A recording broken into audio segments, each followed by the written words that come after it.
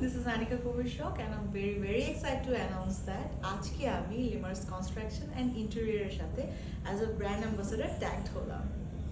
কেন ট্যাগড হয়েছি আমি তো আসলে একটু ডিসক্রাইব করে বলতে চাই। As a model, as a artist আমি তো অনেক মাল্টিন্যাশনাল কোম্পানির সাথে কাজ করেছি। আপনারা জানেন আমি আসলে কোয়ালিটিতে বিলিভ করি, কোয়ান্টিটিতে না। সো অনেক অফার আসলেও আমি আসলে অনেক বেশি কাজ করি না। লিমার্স থেকে আমাকে অনেক আগেই একটা অফার করেছিল অ্যাজ আ ব্র্যান্ড অ্যাম্বাসেডর হিসেবে ওর সাথে ট্যাগড হওয়ার জন্য।